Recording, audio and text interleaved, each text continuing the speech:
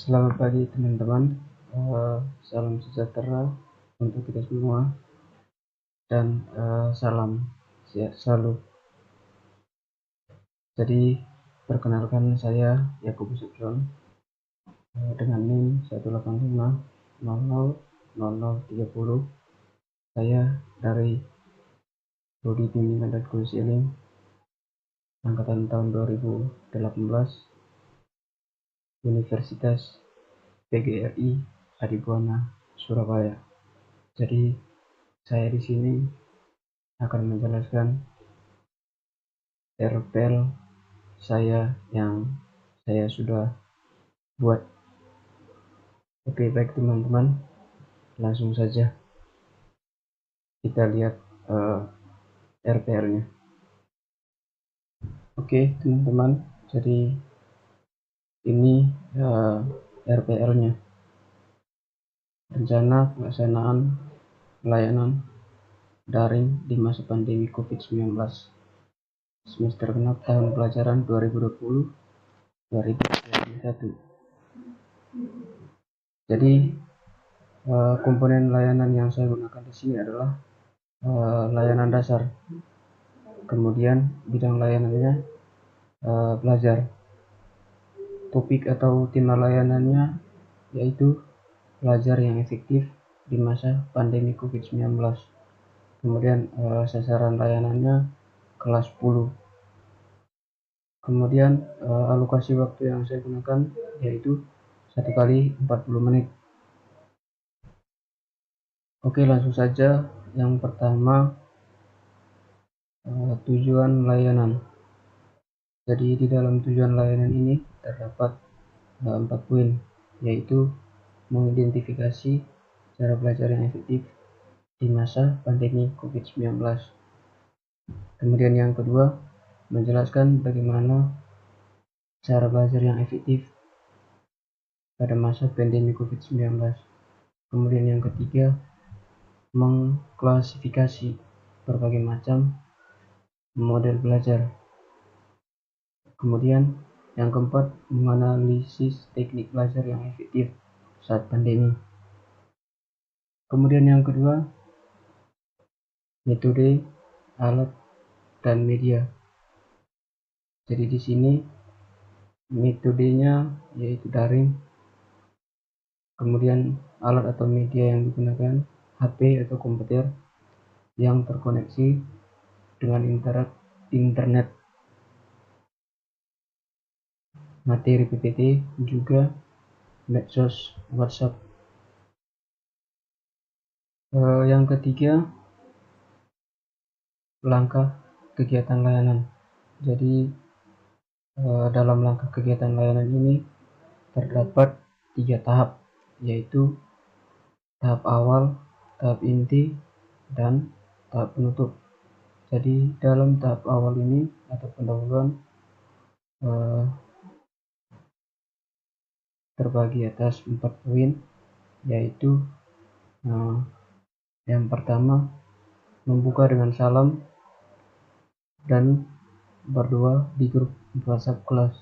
Jadi di sini seorang konselor membuka dengan salam, kemudian berdoa bersama di grup WhatsApp kelas. Kemudian yang kedua, membina hubungan baik dengan peserta didik di dalam grup. Jadi seorang konselor di sini membangun hubungan yang harmonis dengan tujuan agar proses pembelajarannya dapat berjalan dengan baik atau dapat berjalan semaksimal mungkin. Kemudian yang C, menyampaikan tujuan layanan sehubungan dengan materi yang akan disampaikan. Jadi konselor di sini menyampaikan tujuan dari layanan yang akan disampaikan. Kemudian yang ke D, menanyakan kesiapan peserta didik dalam mengikuti kegiatan layanan daring.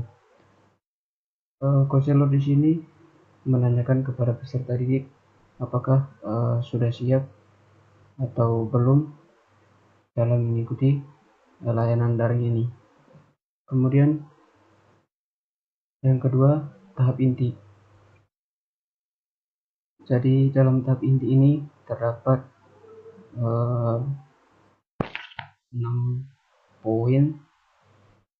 Yang pertama, menampilkan materi PPT yang sudah dijadikan video melalui link YouTube ditampilkan di grup. Jadi konselor akan menampilkan PPT dalam bentuk video, kemudian share atau ditampilkan di grup WhatsApp kelas. Kemudian yang kedua, peserta didik membuka link dan menyaksikan video sesuai waktu yang ditentukan. Jadi peserta didik di sini nantinya akan membuka link atau video yang sudah dikirim melalui link YouTube, dan peserta didik di sini sama-sama menyaksikan video tersebut juga dengan waktu yang sudah ditentukan. Kemudian yang ke C, surat pendapat dan tanya jawab sekitar materi dalam tayangan video. Jadi di sini semua peserta didik akan curah pendapatnya dan tanya jawab sekitar materi yang ditayangkan pada video tadi. Kemudian yang berikut, peserta didik yang kurang paham akan diberikan kesempatan bertanya dengan cara memunculkan emoji tangan. Jadi bagi peserta didik yang kurang paham akan diberikan waktu atau kesempatan untuk bertanya oleh seorang konselor dengan cara memunculkan emoji tangan di WA group. Kemudian yang ke E, menampilkan bidang yang ada hubungannya dengan materi layanan.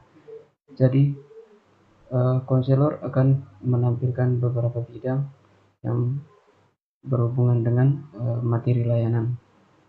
Kemudian yang berikut, memberikan kesempatan kepada 2-3 anak untuk berkomentar melalui mikrofon yang ada di WhatsApp. Nah, konselor akan memberikan kesempatan atau memberikan waktu kepada peserta didik untuk berkomentar yang berkaitan dengan materi layanan tadi melalui mikrofon yang ada di WhatsApp. Kemudian tahap penutup.